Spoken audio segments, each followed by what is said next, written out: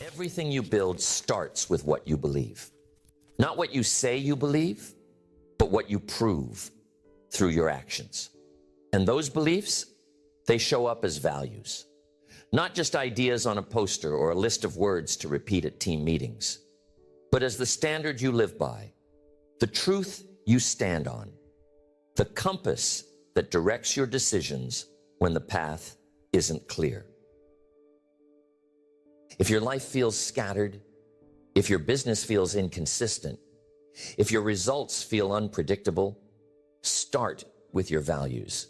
Because if those aren't clear, everything else will feel unstable. Strategy doesn't work without values. Discipline doesn't last without values. Leadership doesn't land without values. Your values are your roots.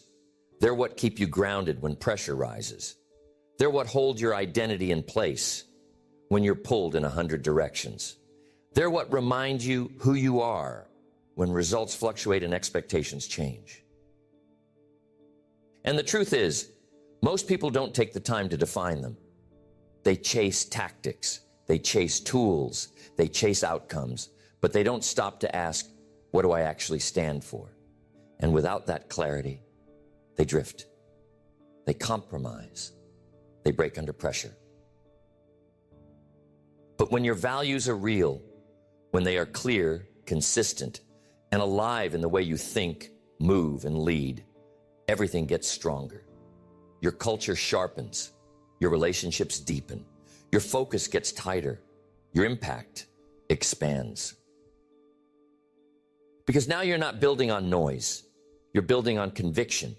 You're not just showing up, you're showing up aligned. You're not just making decisions, you're making decisions that reinforce your identity. And that kind of alignment creates power. It creates speed. Because now you don't waste time second guessing everything. You know what matters. You know where to draw the line. You know what to protect. You know what's worth sacrificing and what's not. And in a world full of shortcuts, distraction, and empty ambition, that clarity becomes your edge. So if you're serious about growing, if you're serious about building something that lasts, start with values, real ones, ones that don't move when life gets hard, ones that don't shift to please the room, ones that are so ingrained into who you are that even when you're tired, they still lead you. The first core value that changes everything is integrity. And not the kind that's talked about in passing, but the kind that is lived when it's inconvenient. Because true integrity isn't about appearances, it's about alignment. Alignment between what you say, what you believe, and what you do. You can fake it for a while. You can build the image. You can say the right things, post the right quotes, talk a good game. But when pressure hits, when no one is watching, when the money's tight or the room's full of opportunity, that's when the truth comes out. That's when the gap between your words and your behavior is either revealed or reinforced. Integrity is not just about honesty with others. It's about honesty with yourself. Because if you lie to yourself, it doesn't matter what the rest of the world believes. If your identity is built on convenience instead of conviction, you will always have to bend to circumstances to stay afloat. But when your foundation is integrity, you are unshakable. You don't need the external to feel solid because the internal is already rooted. You don't need the world to validate you because your actions already validate your beliefs. That kind of consistency gives you strength. It builds trust. It creates longevity. People feel integrity even if they can't articulate it. There's something about someone who moves with wholeness, who isn't playing a role, who isn't switching up depending on the audience, who isn't chasing approval at the expense of truth. They carry a calm that doesn't flinch, a power that doesn't need to flex. And in business, integrity is your credibility. It's the promise behind the product, the posture behind the pitch. It's what makes people come back, not because you sold them something, but because they felt you meant it. And in life, it's the difference between sleeping well and carrying stress, between being at peace and constantly having to manage the fallout of falsehood. Integrity doesn't make everything easy, but it makes everything clearer. You don't waste time wondering what to say. You don't waste energy managing two identities. You just show up honest. And in a world addicted to perception, honesty is a competitive advantage. You don't have to explain everything when you live with integrity, because your life explains itself. Your habits, your tone, your responses, your discipline, they all say the same thing. I live what I believe. I don't need to sell you on it. I'll show you. And yes, it will cost you. Integrity will cost you opportunities. It will cost you relationships. It will cost you short-term wins. But what it gives you in return is worth far more. Self-respect, reputation, internal freedom, and the kind of resilience that can't be faked. It means saying no when it would be easier to say yes. It means doing the right thing when no one is keeping score. It means calling yourself out when you fall short, not with shame, but with accountability. And that accountability, that's how you grow. Because when you hold the mirror up and refuse to lie to yourself, you get better. You make adjustments. You close the gap. You stop chasing performance and start building principle. And that shift, that's the shift that separates consistent leaders from charismatic talkers. People will follow someone with integrity, not just because of what they say, but because of what they model, because of the standard they set, because of the peace they carry, because of the trust they earn, not in one loud moment, but in 1,000 quiet decisions. And the people who last, the ones who build something real, something lasting, something meaningful, they've built it on integrity. They've had chances to cut corners and didn't. They've been tested in silence and stayed faithful. And that track record, that's what gives them their voice. Without integrity, every achievement is temporary. Every win is shallow. Every relationship is fragile because it was built on performance, not principle. But with integrity, everything becomes deeper. Your work, your influence, your character. And you don't have to wait for the world to reward it. Integrity is its own reward. When you live with it, you feel it in your heart, in your body, in your energy, in your mind. You stop carrying the burden of deception. You stop managing the mess of inconsistency. You just walk in the light. And when life gets hard, and it will, it's your integrity that will hold you steady, not your titles, not your talent, not your tactics, your integrity, because everything else can be shaken. But the person who refuses to compromise is the person who cannot be defeated.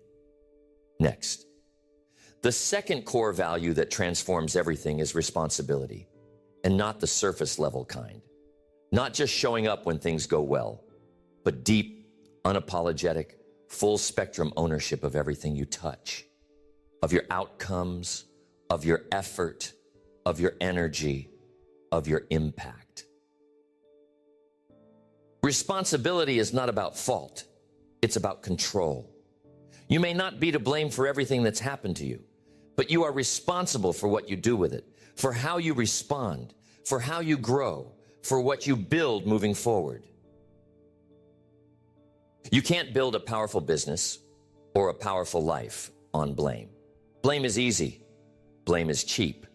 Blame feels good in the moment because it gives you a target, but it robs you of growth. It steals your clarity.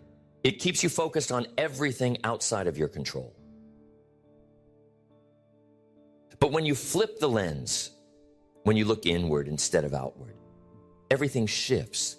You start asking better questions. You start seeing where you gave away your power, where you didn't prepare, where you compromised, not with shame, with strategy. Because responsibility isn't about guilt. It's about leverage.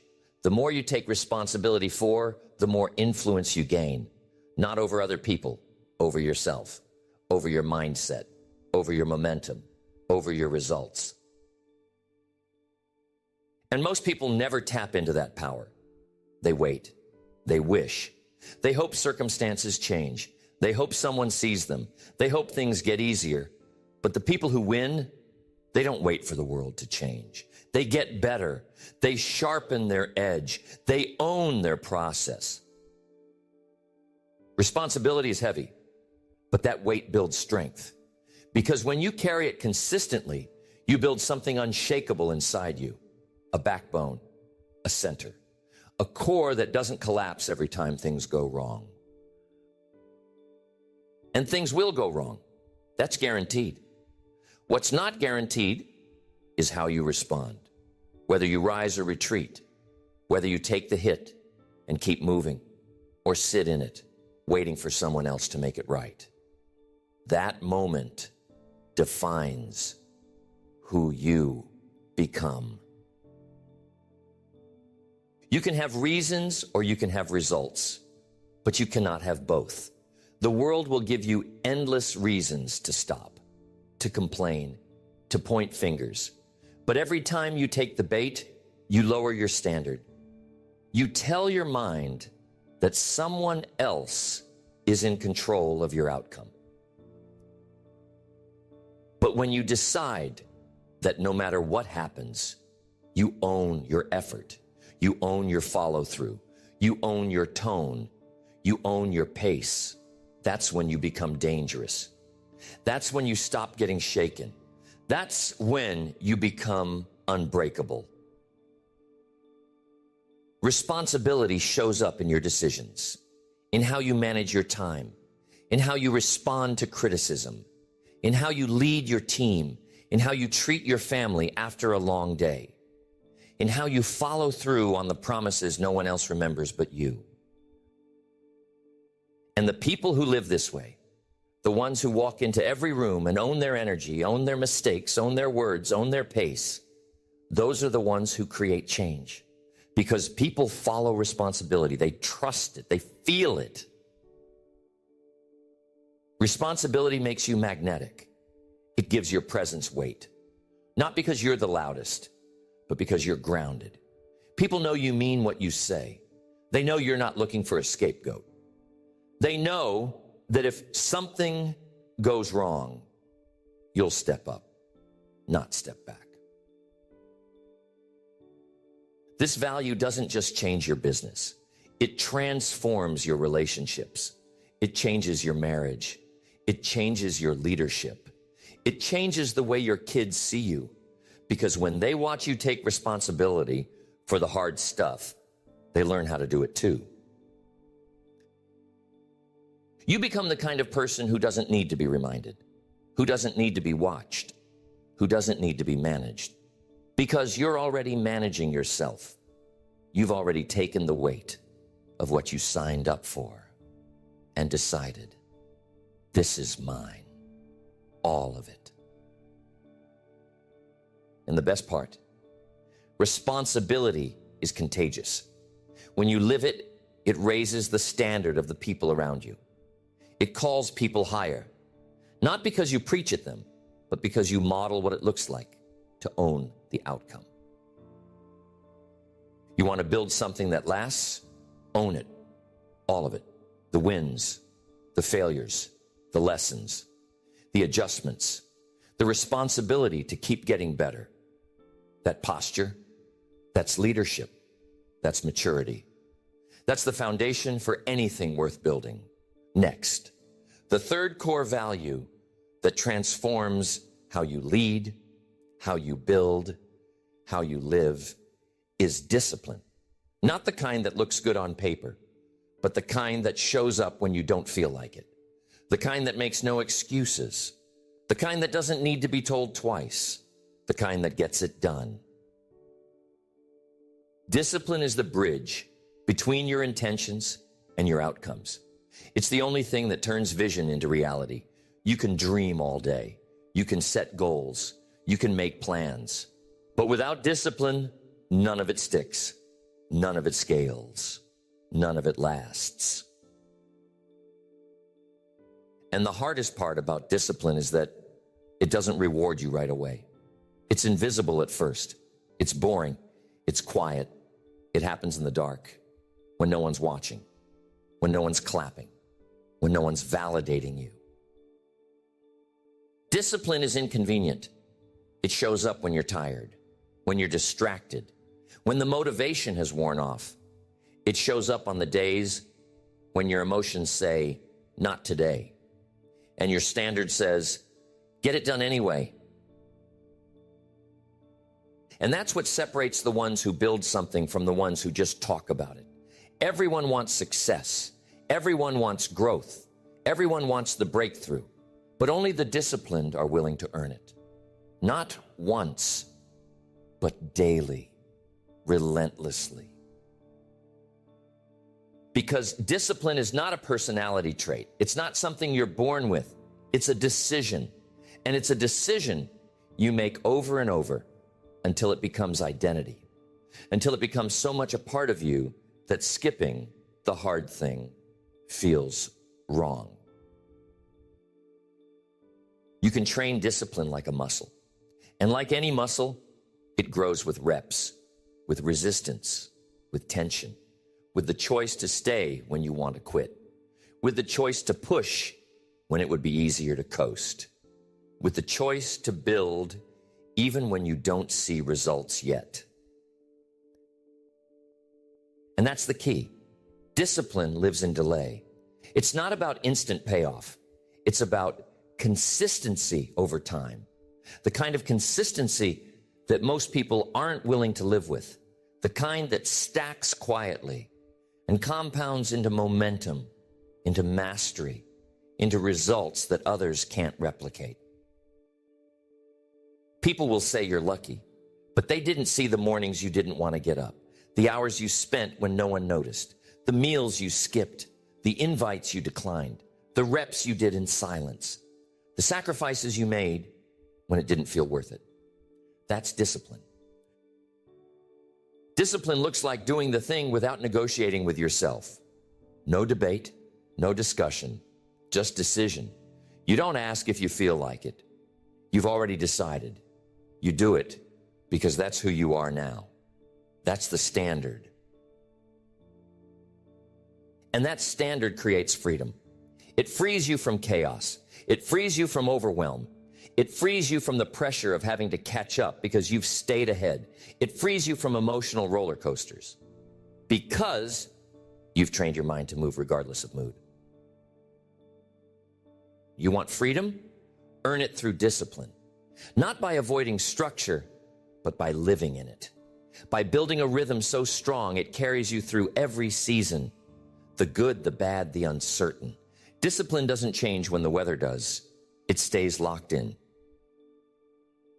And when you live with that kind of discipline, you stop starting over. You stop restarting every Monday.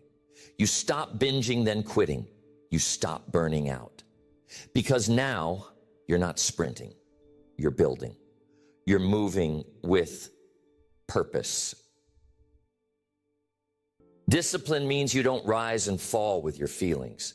You're not run by what's convenient. You're not owned by impulse. You're grounded in principle. You've trained your system to keep going even when the fire dims. And the deeper that discipline gets, the more you respect yourself.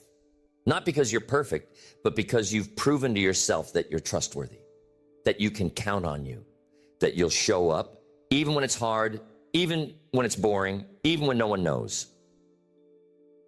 That's what discipline gives you: self-respect, clarity, strength, structure, leadership. And that leadership starts with how you lead yourself. before you ever lead a business, before you ever lead a team. You lead your schedule, your habits, your attention, your energy. If you can master those things, you can lead anything. Because discipline isn't about control, it's about capacity. The more discipline you have, the more you can carry, the more you can build, the more you can give. And the people who build great businesses, great cultures, great families, they all have discipline at the core. They don't skip the work. They don't chase hacks. They show up. They stay late. They think long term. They do what needs to be done, especially when it's not glamorous. And the best part? Discipline compounds. The more you do it, the easier it gets. The more consistent you are, the more it becomes part of your identity. And once it's who you are, it doesn't take energy to keep going. It takes energy to stop. The fourth core value that will transform your business and life is humility. Not the fake kind, not the kind that shrinks, not the kind that plays small to be liked. Real humility, the kind that's rooted in strength, the kind that says, I don't have all the answers, but I'm committed to learning them. Humility is power under control. It's presence without ego. It's confidence that doesn't need a spotlight. Because when you're truly confident, you don't have to prove anything. You don't have to dominate every room. You don't have to be the loudest person at the table. You're secure enough to listen, to learn, to change your mind when new truth shows up. Humility is the open door to wisdom. It's the starting line of every breakthrough. Because the moment you stop needing to be right, you create space to get better. You create space to be challenged. You create space for feedback. And feedback, if you're humble enough to receive it, will accelerate everything. Pride blocks progress. It locks you into your current identity. It makes you defensive. It makes you fragile. Because now your ego is wrapped around the outcome. And when the outcome fails, your identity breaks. But humility, it makes you resilient. It makes you adaptable. Because your ego isn't at risk, only your ideas. And when you're humble, failure doesn't threaten you. It teaches you. It gives you something to work with. It becomes part of your training. You stop fearing mistakes and start learning from them. You stop hiding behind a facade and start standing on a foundation. That foundation, it's real because it's built on who you're becoming, not on how well you can pretend. Humility frees you from pretending. It frees you from comparison. It frees you from trying to impress people who aren't even watching. And the best leaders, the ones who build teams that thrive, cultures that grow, businesses that scale, they all carry humility. They ask questions. They admit when they're wrong. They stay curious.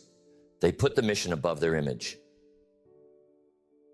That's rare because we live in a world that rewards image, that praises performance, that teaches you to act like you've got it all figured out. But the truth is, no one does. And the people who are honest about that are the ones who learn the fastest. They're not threatened by talent. They're inspired by it. They're not embarrassed by growth. They're obsessed with it. They don't hide their flaws. They manage them. And they surround themselves with people who challenge them, not just compliment them. That's leadership, not perfection, not pride, humility, the strength to be teachable, the courage to admit you don't know, the wisdom to stay a student, even when you've succeeded, even when you've been praised, even when you're winning. Because winning can be dangerous. Success can fool you into thinking you don't need to grow anymore. It can lull you into arrogance, into entitlement, into protecting your position instead of improving your performance. But if you carry humility, you stay hungry. You stay grounded. You stay open. You keep asking, how can we make this better? Not because it's broken, but because better is always the goal. And better only shows up when you're humble enough to pursue it. This isn't weakness.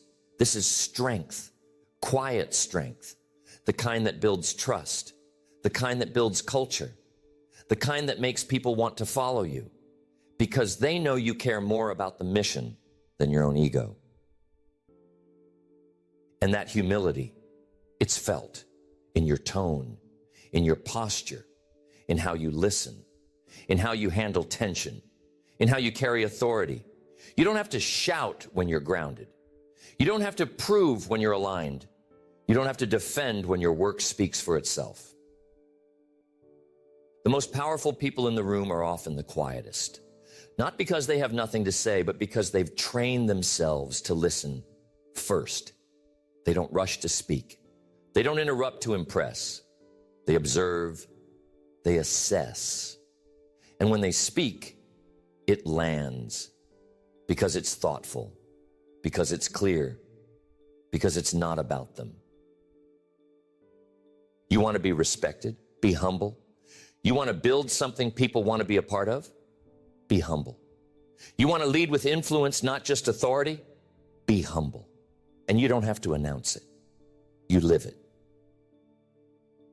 Humility is a posture you carry, not a badge you wear. It's not about being soft.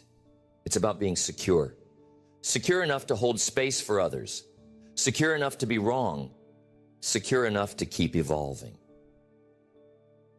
And the people who carry that kind of humility, they're the ones who keep rising because they never stop learning. They never stop growing. They never stop sharpening. And the deeper they go, the higher they can build. Next, the fifth core value that will transform your business and your life is adaptability. The ability to adjust without losing who you are. The strength to pivot without falling apart. The mindset to move forward even when the plan breaks down. Adaptability is not weakness. It's not indecision. It's not inconsistency.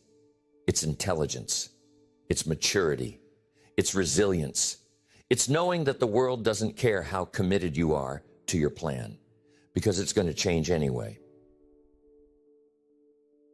And when it does, when the thing you counted on shifts, when the person you relied on leaves, when the strategy that used to work stops working, your ability to adapt is the difference between momentum and meltdown.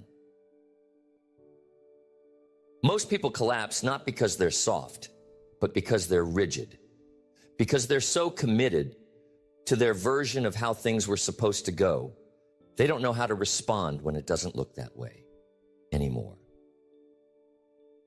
They get stuck in stories that say, it shouldn't be this way. Stories that say, this wasn't the plan. Stories that say, I wasn't ready for this. But the people who adapt, they let go of the story and deal with what's in front of them. They stop resisting what's already true. They stop trying to rewrite reality. They say, okay, this is where we are. What now? And that question, that mindset, that's what allows them to stay in motion. Because motion creates opportunity. Motion keeps you learning. Motion keeps you in the game. But if you shut down, if you sit still frozen, waiting for life to go back to the way it was, you fall behind. And the world is not slowing down. Business is not slowing down. Growth is not slowing down. So if you're committed to building something that lasts, you can't just be strong. You have to be flexible. You have to be able to bend without breaking. Adaptability means you hold your principles tight, but your methods loose. You know who you are. You know what matters. But how you get there, that can change. That will change. And if you're not ready to adjust, you'll miss your moment. Because sometimes opportunity shows up looking different than you expected. it doesn't knock politely. It doesn't always come through the door you planned. And if you're not open, if you're so locked into your old way of thinking, you won't see it. Adaptability requires humility. It requires curiosity. It requires courage. The courage to admit when it's time to shift. The courage to release what worked yesterday, but is holding you back today. The courage to build something new, even if you're not sure it will work yet. That kind of flexibility, it's rare, but it's necessary, especially if you're leading others. Because teams don't follow leaders who panic. They follow leaders who adjust, who pivot with clarity, who stay calm under pressure, who move forward even if the path isn't fully clear. And that movement, it builds trust. It creates stability, not because everything is certain, but because your posture is. Because even if you don't know everything, you know how to adapt. You know how to take feedback. You know how to shift strategy without compromising your values. That's what allows businesses to evolve. That's what allows relationships to last. That's what keeps you grounded when everything else changes. Because your identity is not in your plan. It's in your ability to stay flexible while staying focused. Adaptability is not about being reactive. It's not about jumping at every trend. It's about being strategic in real time, about making adjustments without losing alignment, about evolving with intention. And if you want to stay in the game, if you want to keep building even when things change, this value becomes non-negotiable.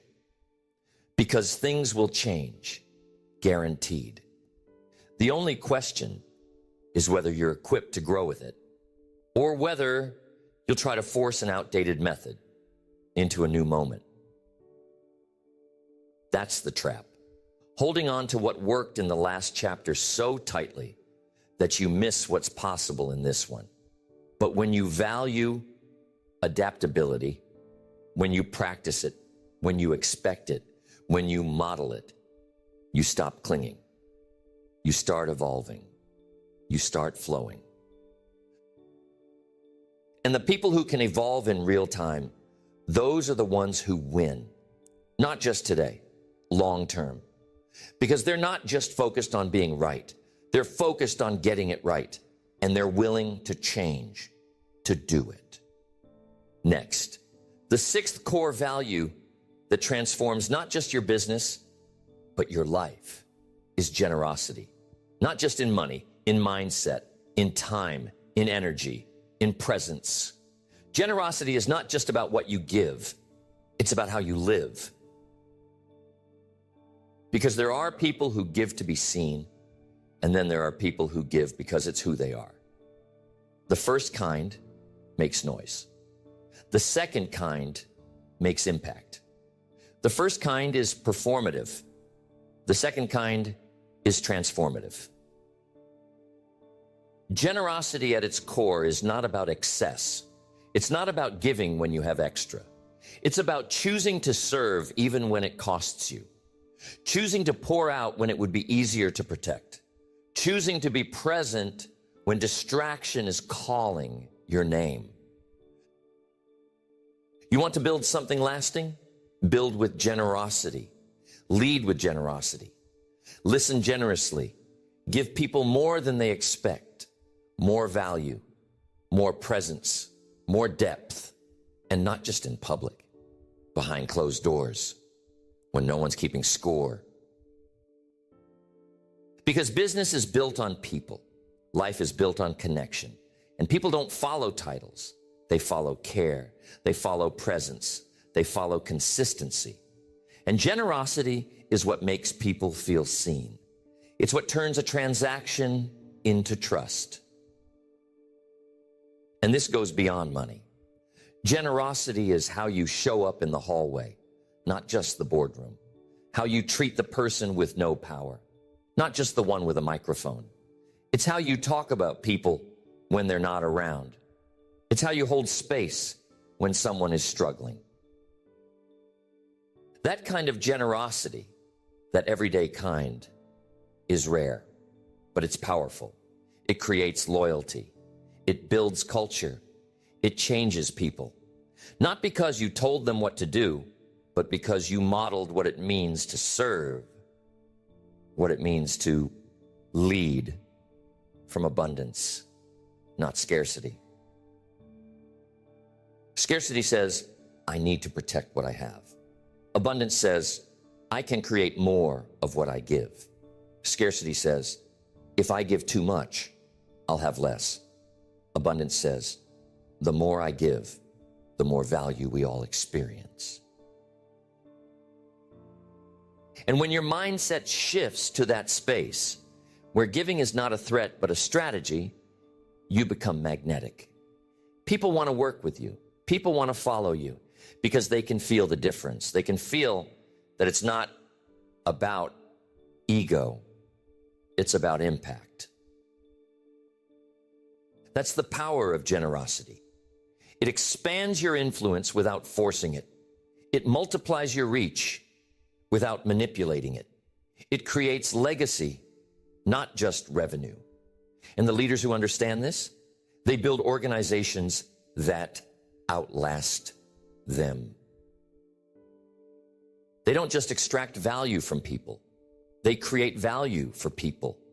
They don't just demand effort. They pour belief. They don't just make deals. They build trust. And that trust, it turns into momentum, into referrals, into results. And in your personal life, it's the same. You want to have meaningful relationships? Be generous with your words, with your attention, with your follow-through. Most people are listening to respond. Generous people listen to understand. Most people check the box. Generous people carry the weight. That posture, that energy, it multiplies. Because generosity isn't just what you give. It's how you show up. It's the energy you bring to the room. It's the tone you carry into conversations. It's the choice to see people, not just their results, not just their title, but them. And when people feel seen, they move differently. They perform differently. They trust deeper. They fight harder. Because someone chose to be generous with belief, generous with encouragement, generous with presence. This doesn't mean you burn yourself out. This doesn't mean you say yes to everything. This doesn't mean you carry everyone's burden. It means you lead with value, with excellence, with heart. And when you give, give fully, not out of obligation, but out of alignment. Generosity doesn't need to be big to be powerful. Sometimes the most impactful gift is attention, is consistency, is remembering something small that matters to someone else, is following up, is going the extra 10% when everyone else is giving 80%. And when you live that way, you don't just build income, you build impact. You don't just attract talent, you build loyalty. You don't just create results, you create reputation. And reputation will take you further than skill ever could. So yes, be generous. Not because it looks good, because it is good, because it shifts the room, because it deepens the culture, because it opens doors you never could have forced open with talent alone, because it transforms people. And when people transform, everything around them does too. Next, the seventh core value that will transform your business and life is courage. The kind of courage that doesn't wait for approval. The kind that moves before the fear goes away. The kind that keeps showing up when everything in you wants to shrink. Because if you're serious about building something real, if you want to create impact that lasts, you are going to face fear. You are going to feel exposed. You are going to face moments where everything in you says, sit down, stay quiet, play it safe. And in that moment, Courage becomes the difference between movement and regret. Courage isn't the absence of fear. Courage is movement in the presence of fear. It's decision in the face of doubt. It's saying, I might not be ready, but I'm going anyway. And most people never build what they're capable of, not because they're not talented, but because they keep waiting to feel confident. They keep waiting to be certain. But certainty doesn't come first. Action does. And the people who move, the people who take the first step, they're the ones who earn the confidence they were waiting for. Courage is required at every level. It's required to start. It's required to lead. It's required to scale. It's required to say no to what's good so you can say yes to what's great. It's required to have hard conversations, to set boundaries, to stand for something when it costs you. And that cost, that's real. Courage will cost you comfort. It will cost you convenience. It will cost you the approval of people who were never meant to understand your calling. But what it gives you in return is so much greater. It gives you clarity. It gives you alignment. It gives you self-respect. Because when you move with courage, you stop performing and start leading. You stop pretending and start building. You stop fitting in and start standing out. Not for attention, but for truth. And that kind of courage, it's contagious. It gives other people permission to move, to rise, to stop hiding. Your courage becomes a spark. It shifts culture. It changes rooms. It opens space for realness, for depth, for decisions that matter. You can't outsource courage. No one can be brave for you. It's a personal decision. It's a private one. It starts when you stop asking, what if I fail? And start asking, what if I don't try? Because staying stuck, that's a cost too. And most people never count it. They count the risk of change, but they never count the risk of staying the same, of going one more year, doing something they've outgrown, of waking up to the same regret, of wondering what could have been if they'd had the courage to say yes. But not you. You've come too far. You've worked too hard. You've felt that fire in your gut for too long to ignore it now. So even if it scares you, even if you don't have the full plan, even if the voice of doubt is loud, you move. Because courage doesn't need permission. It doesn't need applause. It doesn't need guarantees. It just needs a decision. One step, one choice, one moment of, I'm not backing down today. And if you can make that decision over and over, everything begins to change. Your courage becomes your compass, not your feelings, not your comfort, not your old patterns. You start asking, what would I do if I wasn't afraid? And then you do that again and again until fear loses its grip, until your faith becomes louder, until your actions speak so loud your doubt stops trying to keep up. And you will get tested. You'll get pushback. You'll fail. You'll face uncertainty, but you'll keep moving. Not recklessly, but relentlessly. Because you've decided that fear is not your ceiling. That average is not your destination. That your calling is bigger than your comfort. That's what courage gives you. The power to say, this is who I am now. I'm not going back. I'm not waiting. I'm not hiding. I'm building something. I'm becoming someone, and I will not let fear be louder than my future. This entire time, it was never about more strategies, more tactics, more hacks. It was about building something deeper, stronger, real, something you could stand on when the pressure came, something you could rely on when the noise got loud, something you could return to when everything else was uncertain. That something was values, not just words, not just ideas, but the decisions you make when no one is watching, the lines you refuse to cross, even when no one would know, the standards you hold, even when it costs you. Because when values are real, when they're lived, not just quoted, they shape everything. Your mindset, your leadership, your business, your relationships, your future. They become the invisible structure behind the life you're building. And those 7, integrity, responsibility, discipline, humility, adaptability, generosity, courage. They are not buzzwords. They are the backbone. They are the filter. They are the code that high-level leaders and high character builders live by. You want clarity? Anchor to values. You want momentum? Live them daily. You want alignment? Don't just talk them, apply them. And when you slip, and you will, you return to them. You recalibrate. You hold the line. Because values don't keep you from falling. They help you get back up faster.